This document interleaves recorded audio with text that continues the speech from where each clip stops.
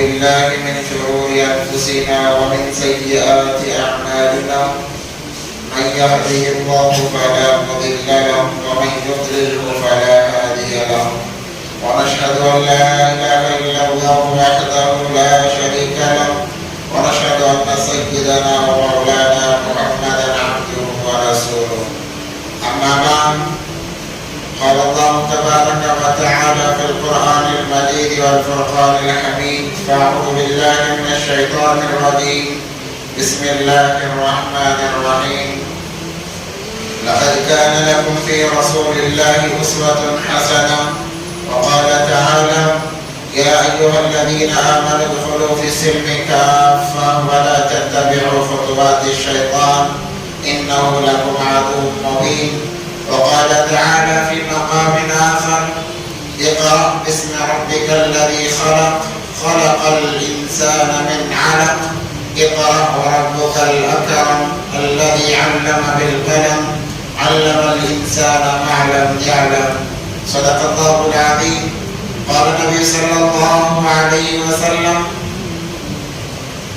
من دعا إلى هدى فكان له أجر مثل أجور من تبعهم لا ينقص ذلك من أجورهم شيئا ومن دعا إلى ضلالة فكان عليه إثم مثل آثام من تبعهم لا ينقص ذلك من آثامهم شيئا وقال النبي صلى الله عليه وسلم من تشبه بقوم فهو منهم أو كما قال عليه الصلاة والسلام اللهم صل على سيدنا مولانا محمد في أول كلامنا اللهم صل على سيدنا مولانا محمد في أوسط كلامنا اللهم صل على سيدنا مولانا محمد في آخر كلامنا اللهم لك الحمد كما أنت أهل وصل على محمد كما أنت أهل وافعل بنا ما أنت أهل فإنك أنت أهل التقوى وأهل المغفرة اللهم صل على محمد وآله ألف مرة اللهم صل على محمد وآله ألف مرة اللهم صل على محمد وآله ألف مرة محترم ومعزز سامعین کرام بزرگان دین نوجوان علی ساتھیوں ایک مرتبہ دل کی گہرائیوں کے ساتھ درود پاک پڑھ لیں اللهم صل على سيدنا محمد وعلى آل سيدنا محمد وبارك وسلم معزز سامعین کرام اللہ تبارک و تعالی نے نبی پاک صلی اللہ علیہ وسلم کی زندگی ہمارے لیے نمونہ بنائی ہے اور صاف طور پر اعلان فرما دیا کہ اے میرے بندو اگر تم نجات چاہتے ہو کامیابی چاہتے ہو میرے حبیب پاک صلی اللہ علیہ وسلم کی زندگی پر عمل کر کے آنا پڑے گا کامیابی چاہتے ہو ہدایت چاہتے ہو میرے حبیب پاک صلی اللہ علیہ وسلم کی طریقے کے اندر ہدایت ہے کامیابی ہے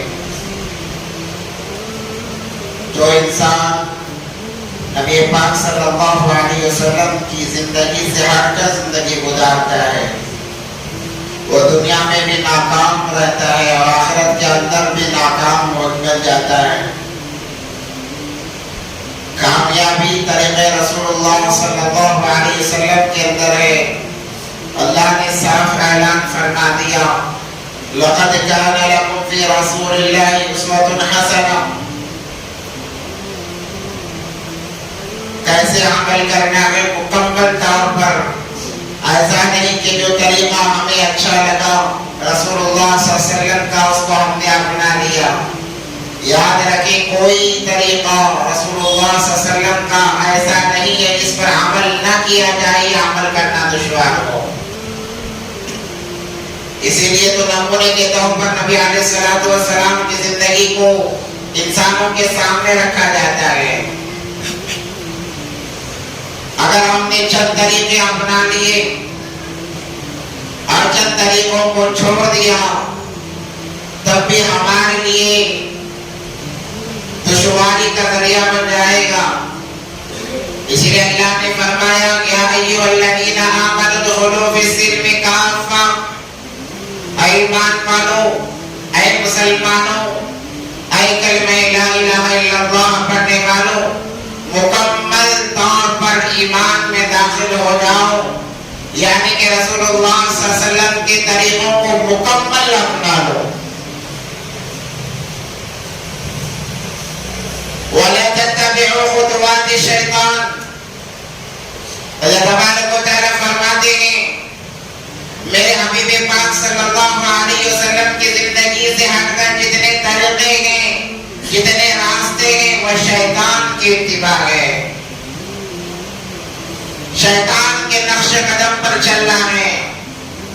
إِنَّهُ لَكُمْ عَدُوٌّ مُّبِينٌ، اور یاد رکھو شیطان تمہارا کھلا ہوا دشمن ہے، روز اول سے تمہارا دشمن ہے، روز اول سے ابد تک تمہارا وہ دشمن رہے گا، قیامت تک بھی تمہارا دشمن ہے۔ اسے اپنا دشمن ہی سمجھو، اسے دوست نہ بناؤ۔ دوست بنانے سے کیا مراد ہے؟ کہ اس کے نقش قدم پر چلنا یہ شیطان کو اپنا دوست بنانا ہے، اس کے نقش قدم سے ہٹ کر چلنا شیطان کو اپنا دشمن بنانا ہے۔ تو اللہ نے فرمایا اسے دشمن بناؤ، دشمن سمجھو، اس کے ساتھ دشمنی کے ساتھ زندگی گزارو، تب تمہاری زندگی میں چار چاند لگ جائیں گے۔ نبی پاک صلی اللہ علیہ وسلم کی زندگی کا ایک ایک پہلو ہمارے سامنے محفوظ ہے۔ بچپنا، جوانی، شادی شدہ زندگی، بچے ہونے کے بعد کی زندگی، ہر چیز ہمارے سامنے ہے۔ انسان گمراہ کب ہوتا ہے؟ جب شریعت کو چھوڑتا ہے، طریقت کو چھوڑتا ہے، طریقہ رسول اللہ صلی اللہ علیہ وسلم کو چھوڑتا ہے، انسان گمراہ ہو جاتا ہے۔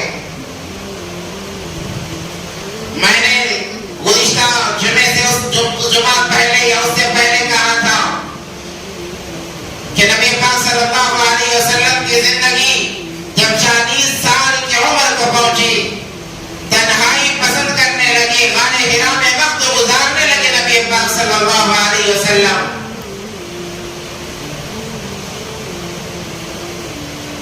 کئی دن جا کر تنہائی میں وقت گزارتے، اللہ کو یاد کرتے۔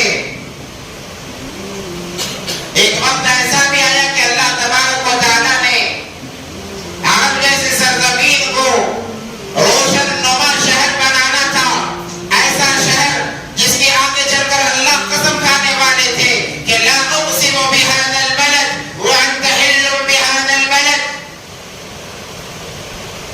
اللہ تبارک و تعالیٰ نے جبرائیل امین کو بھیجا، چند آیات دے کر، قرآن پاک کی آیات دے کر، یہ پہلی وحی تھی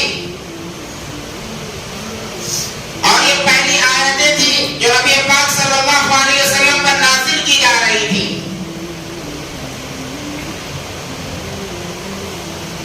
جبرائیل علیہ السلام آئے، آ کر تفسیر کی کتاب ہے ذخیرۃ الجنان، اس کے اندر مصنف لکھتے ہیں کہ ان کے ہاتھ کے اندر ایک ریشمی رومال تھا، ریشم کا کپڑا تھا، اس کے اوپر لکھا ہوا تھا اقرا۔ جبرائیل علیہ السلام آتے ہیں، آ کر نبی پاک صلی اللہ علیہ وسلم سے کہتے ہیں اقرا۔ نبی صلی اللہ علیہ وسلم فرماتے ہیں ما انا بقاری، میں پڑھا ہوا نہیں ہوں، کیسے پڑھوں؟ پھر حضرت جبرائیل علیہ السلام دباتے ہیں، بھیجتے ہیں نبی پاک صلی اللہ علیہ وسلم کو، یہ 3 مرتبہ چلتا ہے۔ اس سے پہلے مکہ کی سرزمین پر کوئی گناہ ایسا نہیں تھا جو زمین نے نہ دیکھا ہوگا، کوئی گناہ ایسا نہیں تھا۔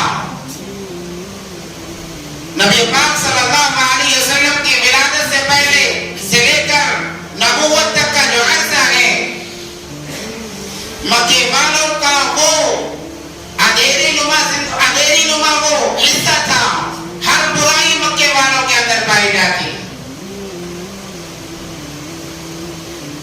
بڑے سے بڑے گناہ کو کرنے کو وہ اپنی ہوشیاری سمجھتے، عقل مندی سمجھتے،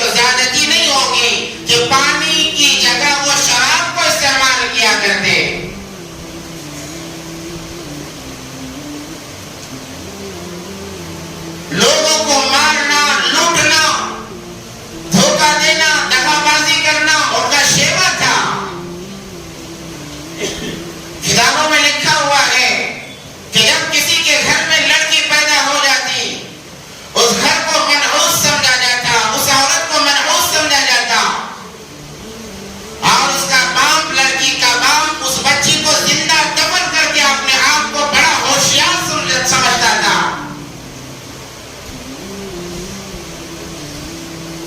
کئی صحابہ ایسے ہیں جنہوں نے بیان کیا کہ ہم نے کئی لڑکیوں کو اپنے ہاتھوں سے زندہ درگور کیا، یعنی زمین میں دفنا دیا۔ لڑکیوں کو زمین میں زندہ دفنا دینا وہ بہادری سمجھا کرتے۔ تو اللہ تبارک و تعالیٰ نے ان کی ہدایت کا فیصلہ فرمایا، ان کو کامیاب کرنے کا ارادہ فرمایا، تو اللہ تبارک و تعالیٰ نے قرآن کا نزول فرمایا۔ اور سب سے پہلے آیات 5 آیات نازل فرمائی۔ اقرأ باسم ربک الذی خلق، خلق الانسان من علق۔ پڑھیے نبی جی اللہ کے نام سے، اللہ کے اسم مبارک سے، اسم اعظم کے ذریعے سے آپ ابتدا کیجئے۔ جو اشارہ تھا کہ اے نبی جی آپ اپنی امت میں یہ اعلان کر دیجئے کہ آپ کے امت کا ہر کام بسم اللہ کی ابتدا سے ہوگا۔ اقرأ باسم ربک الذی خلق، اس اللہ کے نام سے جس نے بنایا، آپ کو پیدا کیا۔ خلق الانسان من علق، کس سے؟ ایک لوتھڑے سے بنایا، خون کے ٹکڑے سے بنایا۔ تو اللہ تبارک و تعالیٰ نے برائی، گناہ، ظلم و ستم، بے حیائی، ان تمام چیزوں کو دور کرنے کے لیے اللہ نے کہا اے نبی جی اپنی امتیوں سے کہیے کہ قرآن کا علم حاصل کیجئے۔ اس لیے کہا جاتا ہے قرآن سراپا ہدایت ہے۔ جب صحابہ نے اس قرآن کو پڑھا، قرآن کو سمجھا، قرآن کو اپنے سینے سے لگایا، گمراہی کے دلدل میں پھنسنے والے صحابی بن گئے، ایسے لوگ جن کو اونٹ چلانا نہیں آتا تھا خلیفہ مسلمین بن گئے، لوگوں کے لیے ہدایت کا مرکز بن گئے، لوگوں کو راستے پر لانے والے بن گئے، خود راہ سے بھٹکے تھے، قرآن سے جڑ گئے، علم کو حاصل کر لیا، اب لوگوں کو قرآن ہدایت پر لانے کا ذریعہ بن گئے۔ تو علم ایک ایسی چیز ہے کہ انسان کو اندھیرے سے نکال کر روشنائی میں لے جانے والی چیز صرف علم ہے۔ ایسے برے کام کرنے والے لوگ کہ بیان کرنا مشکل کتابوں میں لکھا ہے، اس وقت میں اگر کوئی لڑکی باقی رہ کر بالغ ہو جاتی، سن بلاغت کو پہنچتی، گھر کے باہر ایک لال رومال باندھ دیا جاتا، کپڑا باندھ دیا جاتا۔ یہ اس بات کی علامت تھی کہ اے مکہ والو، اے یہاں کے رہنے والو، فلاں گھر کی لڑکی جوان ہو چکی ہے، اب جو چاہے جا کر اپنی ضرورت اس لڑکی سے پوری کر سکتا ہے۔ ایسی بے حیائی، ایسے کام اس قوم کے اندر رونما تھے۔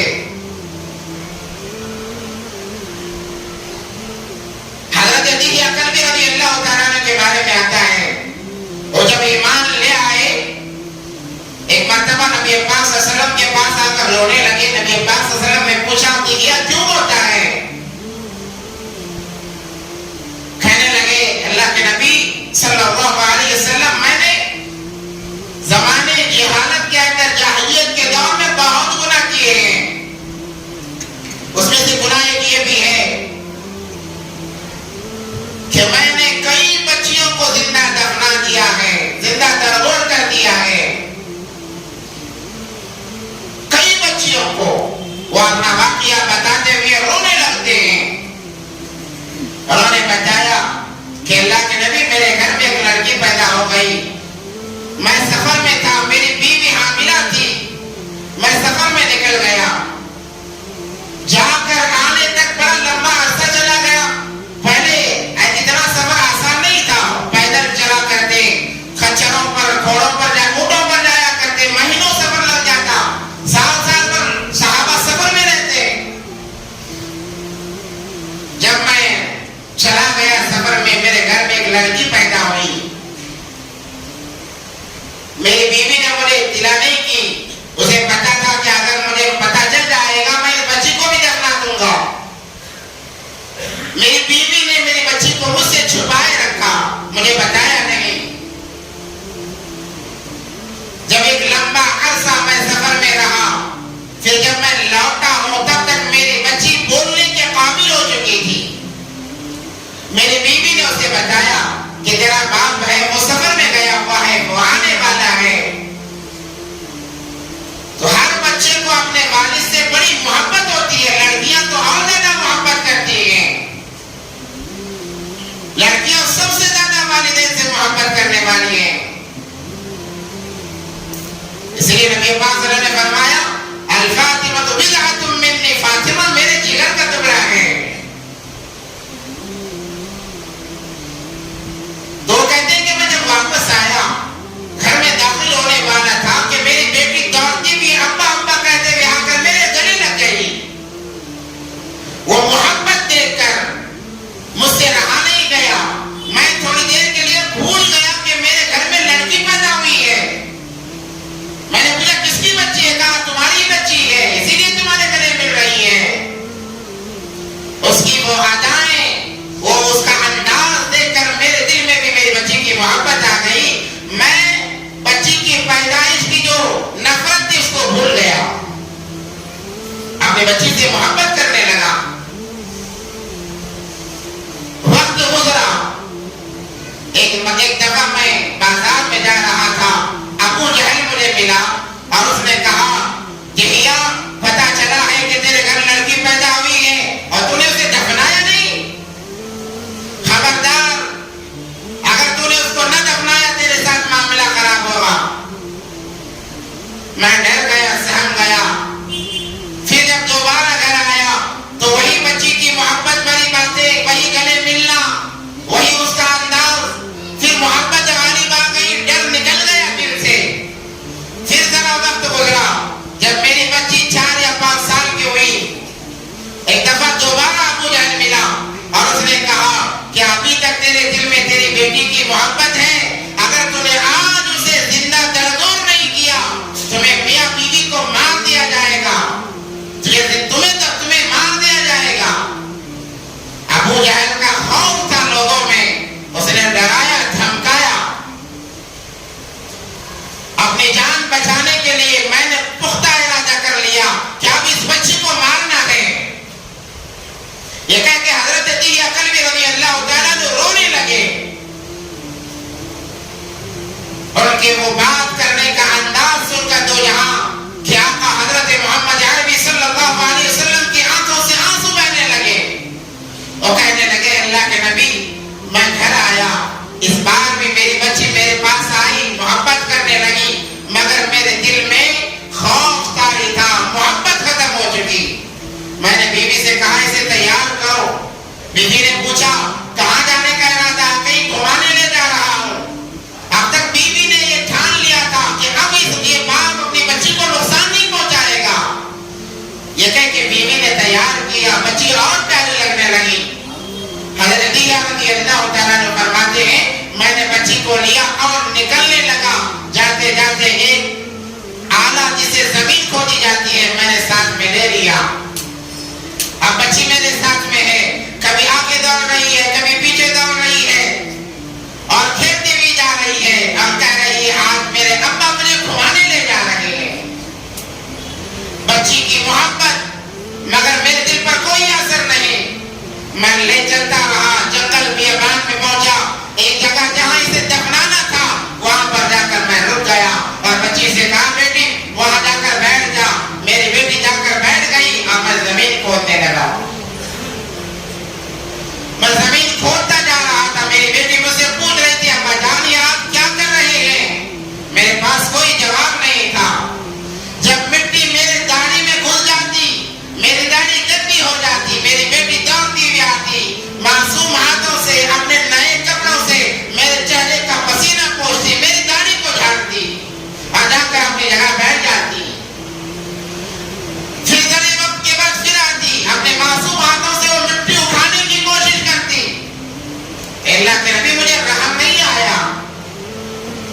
یہاں تک کہ میں نے گڑھا مکمل کھود لیا. جب گڑھا تیار ہو گیا میں نے اپنے بچی کی طرف ہاتھوں سے اشارہ کیا کہ بیٹی آ جا. تو بیٹی یہ سمجھی کہ وہ گلے لگنے کے لیے بلایا جا رہا ہے. بیٹی دوڑ کر آتی ہے. جیسے گلے لگنے کے لیے قریب آئی میں نے دھکا دے کر اسے گڑھے میں گرا دیا. اب وہ جیسے ہی گڑھے میں گرتی ہے رونے لگتی ہے. شاید اسے پتہ چل چکا تھا کہ میرا باپ اب درندہ بن چکا ہے, اب ظالم بن چکا ہے, اب جابر بن چکا ہے. اس کے دل میں میری محبت نہیں ہے. بچی رو رہی تھی اور کہہ رہی تھی ابا میرا قصور کیا ہے, آپ مجھ سے کیوں دور ہو رہے ہیں. اے اللہ کے نبی میرے دل میں کوئی رحم نہیں آیا. میں نے اس بچی پر وہ چیختی رہی چلاتی رہی. اے اللہ کے نبی میں نے اس پر مٹی ڈالنا شروع کیا. ڈالتے ڈالتے یہاں تک کہ اس کی آوازیں بند ہو گئی, سنائی دینا بند ہو گئی. مجھ پر رحم نہیں آیا. جب نبی پاک صلی اللہ علیہ وسلم نے یہ واقعہ سنا رونے لگے نبی پاک صلی اللہ علیہ وسلم اور کہنے لگے کہ دلیا تو نے کیا کر دیا, تو نے کیا کر دیا. جب حضرت علی رضی اللہ عنہ نے پوچھا اللہ کے نبی کیا میری معافی ہو سکتی ہے, نبی پاک صلی اللہ علیہ وسلم نے فرمایا اسلام پچھلے تمام گناہوں کو معاف کرا دیتا ہے. ایسی درندگی لوگوں میں تھی, علم سے تعلق ہوا, قرآن سے جڑ گئے, وہ صحابہ بنے, وہ صحابی بنے جن کے لیے اللہ تبارک و تعالیٰ نے قرآن میں آیتیں اتاری. کہا رضی اللہ عنہم ورضوا عن ذلک لمن خشی ربہ. تو اللہ نے اندھیرے سے نکالنے کے لیے, بے حیائی سے نکالنے کے لیے, ضلالت و گمراہی سے نکالنے کے لیے اللہ نے کہا قرآن کے علوم سیکھو. اللہ تمہیں گمراہی سے نکالے گا, بے حیائی سے نکالے گا, تمہارے اندر کی درندگی اللہ تبارک و تعالیٰ ختم فرما دیں گے. اللہ مقام بڑھانے کے لیے اللہ تبارک و تعالیٰ نے نبی پاک صلی اللہ علیہ وسلم نے لوگوں کو قرآن سے جوڑا. جو قرآن سے جڑتے چلے گئے وہ ہدایت پر آتے چلے گئے, ان کا مقام بلند ہوتا چلا گیا. آج ہم قرآن کو معمولی سمجھتے ہیں. قرآن کا اتنا بڑا مقام کہ جو انسان قرآن کو اپنے سینے سے لگاتا ہے اللہ اسے اپنا مقرب بندہ بناتے ہیں. قرآن ایسی چیز ہے کوئی اسے انکار نہیں کر سکتا. یہاں تک کہ ابو جہل جیسا دشمن اسلام وہ بھی قرآن کو سننے کے لیے بیتاب رہا کرتا. کتابوں میں لکھا ہے نبی پاک صلی اللہ علیہ وسلم جب تہجد میں نماز میں قرآن پاک کی تلاوت کیا کرتے, یہ مکے کا سردار ابو جہل جس کا نام ہے وہ چپکے سے آ کر قرآن کی تلاوت سنا کرتا اور دیگر لوگ بھی آ کر قرآن کی تلاوت سنا کرتے. ایک مرتبہ ابو جہل بھی آیا, ایک کونے میں کھڑا ہو کر چپکے سے سننے لگا. ابو سفیان بھی آئے, کھڑے ہو کر سننے لگے. اخنس بن شریح وہ بھی آئے اور سننے لگے. ساری رات قرآن سنتے رہے اور صبح سے پہلے پہلے انہوں نے سوچا کہ اگر ہم یہاں رہے ہماری قوم دیکھے گی کیا کہے گی. جانے لگے اتفاق سے, تینوں مل گئے ایک جگہ. کہا کہ تم کہاں سے آ رہے, تم کہاں سے آ رہے ہو. تمام نے کہا کہ ہم محمد صلی اللہ علیہ وسلم کی زبان مبارک سے قرآن سننے آئے تھے. تینوں نے ایک دوسرے کو لعن طعن کیا, گالی گلوچ کیا اور شرم دلائی کہ ہم تو سردار ہیں, اگر ہم ہی قرآن سننے لگے قوم کیا کرے گی. پھر دوسرے دن بھی وہی معاملہ, تیسرے دن بھی وہی معاملہ. رہا نہیں جاتا تھا کہ دل کھینچا جاتا قرآن پاک کی طرف. تو ایک دن اخنس بن شریح اٹھے اور لاٹھی لی اور ابو سفیان کے پاس آئے اور کہنے لگے ابو سفیان سچ سچ بتانا, تمہیں لات و عزا کی قسم ہے جو کہ بت تھے, کیا یہ قرآن جھوٹا ہو سکتا ہے, کیا یہ کلام جھوٹا ہو سکتا ہے. ابو سفیان نے کہا کہ نہیں, ہرگز یہ جھوٹا نہیں ہو سکتا. دونوں چلے ابو جہل کے پاس اور کہا ابو جہل سچ سچ بتانا کیا یہ قرآن جھوٹا ہو سکتا ہے, کیا یہ کلام جھوٹا ہو سکتا ہے. ابو جہل بھی یہ کہنے پر مجبور ہو گیا کہ نہیں یہ قرآن جھوٹا نہیں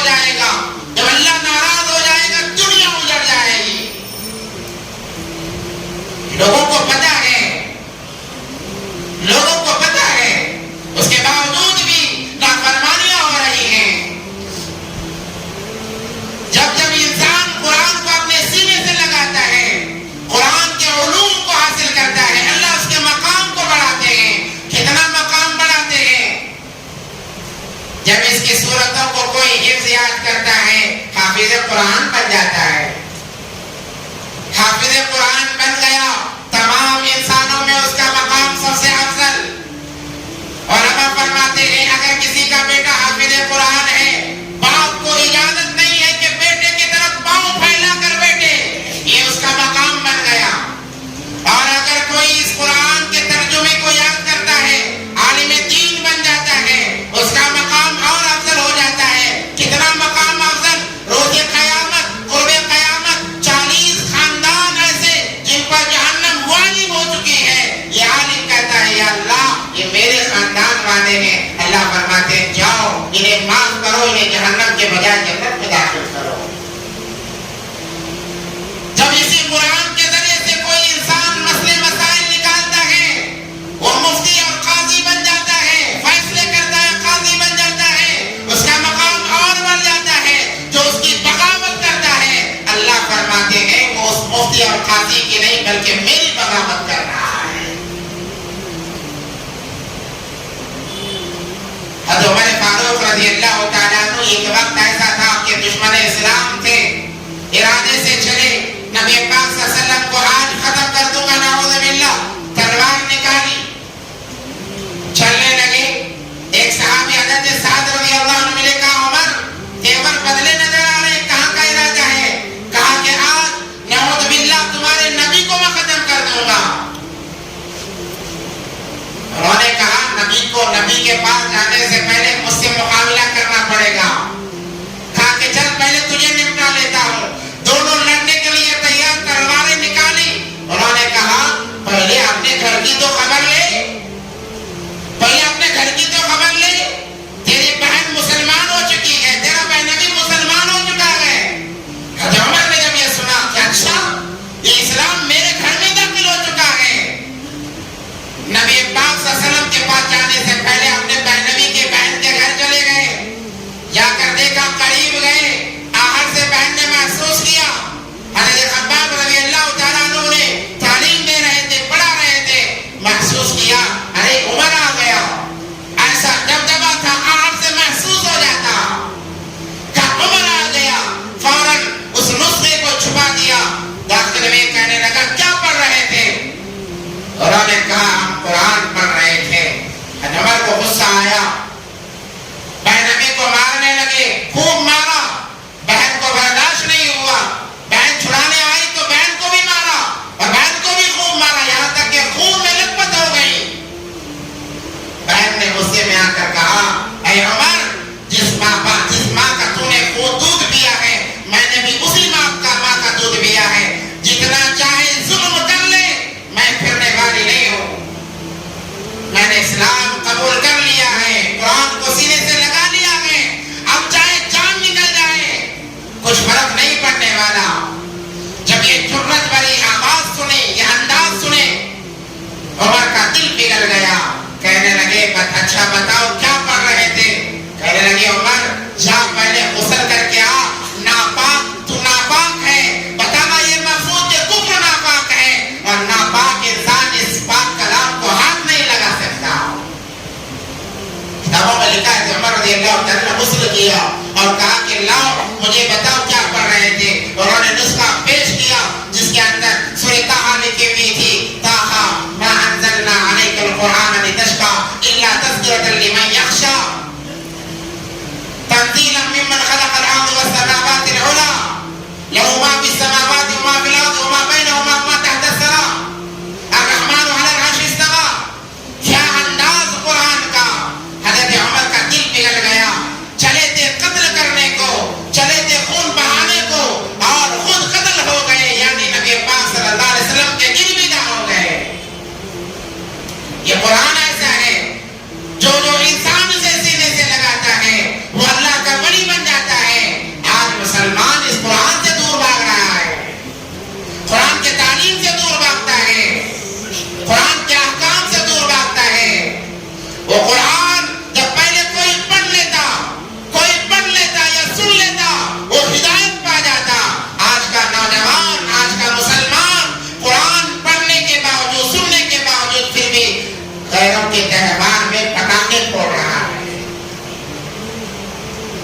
عجیب مسلمان ہے، عجیب اس کا ایمان ہے۔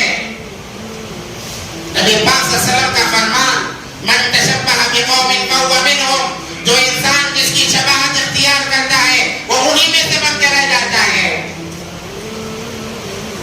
آج لوگ کہتے ہیں کہ غیر ہماری عیدوں پر ہمیں مبارکبادی دیتے ہیں، ہم ان کے تہواروں پر کیوں مبارکبادی نہ دیں، کیوں مبارکبادی نہ دیں؟ عجیب ان لوگوں کا سوال ہے، اور جب وہ ہمارے تہوار میں خوش نظر آتے ہیں، چلو ہم ایک کہتی کا پیغام دیتے ہوئے ان کے ساتھ چند پٹاخے پھوڑ لیں۔ یاد رکھو نوجوانوں، یاد رکھو مسلمانوں، جب کوئی مسلمان غیروں کے تہوار میں ان کے خوشی میں شامل ہو کر ان جیسے بولی بولنے لگتا ہے، ان جیسے بولی بولنے لگتا ہے، وہ اپنے ایمان کی خیر منا لے۔ نبی پاک صلی اللہ علیہ وسلم کا فرمان ہے، یاد رکھیں، جو جس کی شفاعت اختیار کرے گا کل قیامت کے دن اسی کے ساتھ اٹھایا جائے گا۔ غیروں کے تہوار آتے مسلمان عجیب کیفیت میں آ جاتے ہیں، چھوٹے چھوٹے بچوں کو پٹاخے پھوڑنے لگایا جا رہا ہے، عورتیں تک پٹاخے پھوڑ رہی ہیں، کہتے ہیں کہ ہم ان کی خوشی میں ساتھ ہیں۔ جب جب مسلمان ان کے تہواروں پر ان کی خوشی میں شامل ہونے کے لیے پٹاخے جلاتا ہے، وہ گویا نبی پاک صلی اللہ علیہ وسلم کے دامن کو آگ لگا رہا ہے۔ پٹاخے کے پھوٹنے پر جو چنگاریاں نکلتی ہیں وہ نبی پاک صلی اللہ علیہ وسلم کے دامن کو جلا رہی ہیں، تمہارے ایمان کو خاک کر رہی ہیں۔ کتنے نوجوان گلیوں میں، سڑکوں پر، راستوں میں غیروں کے مشابہت اختیار کرتے ہوئے پٹاخے پھوڑتے نظر آئے، عورتیں پٹاخے جلاتی ہوئی نظر آئی۔ کیا ہو گیا ہے ہمارے ایمان کو؟ کیا ہمیں مرنا نہیں ہے؟ قرآن تو کہتا ہے وَلَن تَرْضَىٰ عَنْكَ الْيَهُودُ وَلَا النَّصَارَىٰ حَتَّىٰ تَتَّبِعَ مِلَّتَهُمْ۔ خبردار، ان کو خوش کرنے کے لیے ان کے رنگ میں رنگ لاتے ہو، ان کے تہواروں میں خوشی مناتے ہو، خبردار اپنے ایمان کی خیر مناؤ۔ یہ تم سے راضی ہونے والے نہیں ہیں۔ کیا ہو گیا نوجوانوں کو، کیا ہو گیا ماں باپ کو، کیا اپنے قیمتی خون پسینے کی گاڑی کمائی سے پٹاخے خرید کر دے رہے ہیں؟ یہ خریدتے وقت ہاتھ شل ہو جانے چاہیے تھے، اللہ کا خوف دل میں آنا چاہیے تھا کہ اللہ کے مرضی کے خلاف ہم کام کرنے جا رہے ہیں۔ کل قیامت کے دن نبی پاک صلی اللہ علیہ وسلم پوچھیں گے، کبھی ہم نے یہ سوچ کر کے نبی پاک صلی اللہ علیہ وسلم نے ہمارے لیے ساری زندگی لگائی، کبھی کوئی نئی سنت کو ہم نے زندہ کیا ہے؟ ہم نے سنتوں کو اپنایا ہے تاکہ چلو ایک سنت کو اپنا لو، نبی کے سینے کو ٹھنڈک مل جائے گی، نبی کو سکون مل جائے گا۔ ہم نے سنتوں کو اپنایا ہے، غیروں کے خوشی کے لیے پٹاخے خرید کر پٹاخے پھوڑنا یہ عام طور پر کھلی بغاوت ہے نبی پاک صلی اللہ علیہ وسلم سے۔ یہ کرنے کے بعد ہمیں اجازت نہیں ہوتی کہ ہم اپنے ناپاک زبانوں سے نبی پاک صلی اللہ علیہ وسلم کے امتی کہلائیں، یاد رکھیں۔ اب یہ ہو رہا ہے۔ نبی پاک صلی اللہ علیہ وسلم جب ہجرت کر کے مدینہ چلے گئے، وہاں پر دیکھا یہودی روزہ رکھ رہے ہیں، یوم عاشوراء کے دن 10 محرم الحرام کے دن روزہ رکھ رہے ہیں، صحابہ بھی روزہ رکھ رہے ہیں۔ پوچھا یہ کیا معاملہ ہے، یہودی کیوں روزہ رکھ رہے ہیں؟ تم رکھتے ہو سمجھ میں آتا ہے، یہودی کیوں رکھتے ہیں؟ کہا کہ وہ سالوں سے ان کا رواج ہے، رواج ہے، اس دن کو اہمیت دیتے ہیں اس لیے روزہ رکھتے ہیں۔ نبی پاک صلی اللہ علیہ وسلم نے فرمایا میرے صحابہ تم ان کی مشابہت نہ کرو، ان کی مشابہت نہ کرو، وہ ایک روزہ رکھتے ہیں تم 2 روزے رکھو۔ اور نبی پاک صلی اللہ علیہ وسلم نے فرمایا میری زندگی باقی رہی تو میں 2 روزے رکھ کر بتاؤں گا۔ عبادتوں میں مشابہت نبی پاک صلی اللہ علیہ وسلم کو قطعاً پسند نہیں تھی، تو یہاں پر تو پٹاخے پھوڑے جا رہے ہیں۔ بعض مسلمان ایسے نظر آئے جو دیا جلاتے نظر آ رہے ہیں، کہتے ہیں ہمیں کہتی کا ثبوت دے رہے ہیں۔ ایک جلدی کا ثبوت صرف مسلمانوں کو دینا چاہیے۔ وہ کیوں نہیں آتے ہمارے مساجد میں، کیوں غسل کر کے نہیں آتے اور نمازوں میں شامل نہیں ہوتے؟ وہ تو ایک جلدی کا ثبوت دینے کے لیے تیار نہیں۔ مسلمانوں کو پڑی ہے کہ ایک جلدی کا ثبوت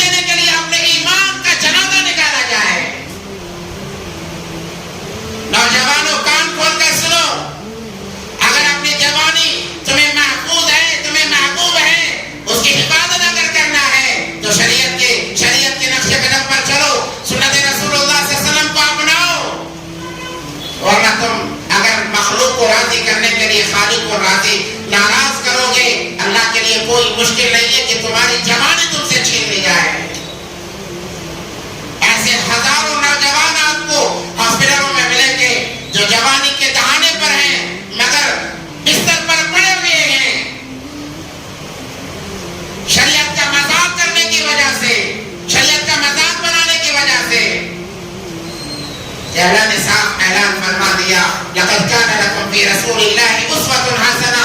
نجات، کامیابی صرف قرآن کے اندر ہے، صرف قرآن کے اندر ہے، شریعت کے اندر ہے، غیروں کے تہواروں میں نہیں ہے. اس سے گریز کرو اپنے آپ کو.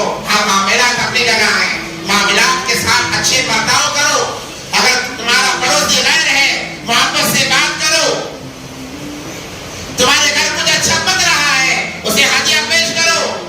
کوئی قباحت نہیں، یہ تعلیم دی ہے شریعت میں. ہاں مگر جہاں دین کا معاملہ آتا ہے، جہاں شریعت کا معاملہ آتا ہے، وہاں ہم کہیں گے ہم مسلمان ہیں، ہم مسلمان ہیں. جیسے وہ اپنے مذہب کا جہاں معاملہ آتا ہے مسلمانوں سے کٹ جاتے ہیں، علیحدہ ہو جاتے ہیں. مسلمانوں کو بھی چاہیے کہ جب ہمارے دین کا، ہمارے مذہب کا، شریعت کا معاملہ ہے، کہیں تمہارا دین لکم دینکم ولی دین، تمہارا دین تمہارے لیے مبارک، ہمارا دین ہمارے لیے مبارک. یہ ایمان والوں کا شیوا ہونا چاہیے. تو میرے بھائی، اللہ تبارک و تعالیٰ نے لوگوں کو گمراہی سے نکالنے کے لیے قرآن کو نازل فرمایا اور کہا اقرا، پڑھو، قرآن علم حاصل کرو، قرآن کا علم حاصل کرو. اقرا بسم ربک الذی خلق، اور اس کے اندر مشقت برداشت کرو. قرآن کے علم کو حاصل کرو اور حاصل کرنے کے لیے جو مشقتیں آتی ہیں اسے برداشت کرو. اللہ تمہارا مقام اتنا بڑھائے گا کہ تمہارا حشر حافظوں میں ہوگا، عالموں میں ہوگا، اور تمہاری دنیا بھی بنے گی، آخرت بھی بنے گی. مگر دیکھنے میں آتا ہے کہ آج کا مسلمان غیر تو غیر مسلمان بھی قرآن کے علوم کو حاصل کرنے والوں سے بغاوت کرتا نظر آ رہا ہے. اپنے بچوں کی ایمان کی خیر منانے کے لیے ان کا تعلق قرآن سے جوڑیں. یہ قرآن ہی ایک ایسی چیز ہے کہ انسان کو انسانیت سکھاتی ہے، انسان کو اللہ کا مقرب بندہ بناتی ہے. تو اللہ تبارک و تعالیٰ نے تعلیم دی. اقرا بسم ربک الذی خلق، خلق الانسان من علق، اقرا وربک الاکرم. نبی پاک صلی اللہ علیہ وسلم پر یہ آیت نازل ہو گئی تو نبی پاک صلی اللہ علیہ وسلم کا دل گھبرانے لگا اور اپنے گھر آئے. اما خدیجہ رضی اللہ تعالیٰ عنہا سے فرمایا زملونی زملونی، مجھے چادر اوڑھ دو. ایسا محسوس ہوتا ہے کہ میری جان جانے والی ہے، میری جان کا خطرہ ہے. تو حضرت اما خدیجہ رضی اللہ تعالیٰ عنہا دلاسا دیتی ہیں، آپ نہ گھبرائیں، آپ تو خیر خائی کا معاملہ کرنے والے، آپ تو بھلائی کا معاملہ کرنے والے، مسکینوں کی مدد کرنے والے، یتیموں کی مدد کرنے والے، اللہ آپ کو ضائع نہیں کرے گا. آپ ہمت رکھیں. تو بیوی نے ہمت دلائی اور اپنے چچا ورقہ ابن نوفل کے پاس لے گئی اور جا کر واقعہ بیان کیا. تو ورقہ ابن نوفل نے کہا یہ وہی فرشتہ ہے جو موسیٰ اور عیسیٰ علیہ السلام کے پاس آیا کرتا تھا. اور کہا کاش کاش کہ اس وقت میں زندہ رہتا، آپ کا ساتھ دیتا جب آپ کی قوم اس قرآن کی وجہ سے آپ کو اپنے گھر سے نکالے گی. نبی پاک صلی اللہ علیہ وسلم نے فرمایا کیا میری قوم مجھے نکالے گی؟ وہ تو مجھے امین مانتی ہے، صادق مانتی ہے، سچا مانتی ہے. اور ابن نوفل نے کہا کہ ہاں، جب آپ صداقت کی بات کرو گے آپ کی قوم آپ کو نکالے گی، آپ سچائی کی بات کرو گے آپ کی قوم آپ کو نکالے گی، آپ بے خدا کی بات کرو گے آپ کی قوم آپ کو نکالے گی. آج بھی وہ چیزیں دیکھنے میں آ رہی ہے کہ جو صداقت کو لے کر کھڑا ہوتا ہے، جو سچائی کو لے کر کھڑا ہوتا ہے، جو قرآن کی تعلیم کو لے کر کھڑا ہوتا ہے، اسی کے اپنے اس کے ساتھ بے وفائی کرتے نظر آ رہے ہیں. ایک وقت ایسا بھی آیا، فاران کی چوٹی پر نبی پاک صلی اللہ علیہ وسلم کھڑے ہو گئے اور کھڑے ہو کر انہوں نے دعوت دی کہ اے مکہ والوں آ جاؤ، آج تمہیں میں دنیا و آخرت کی سب سے قیمتی چیز دینے والا ہوں.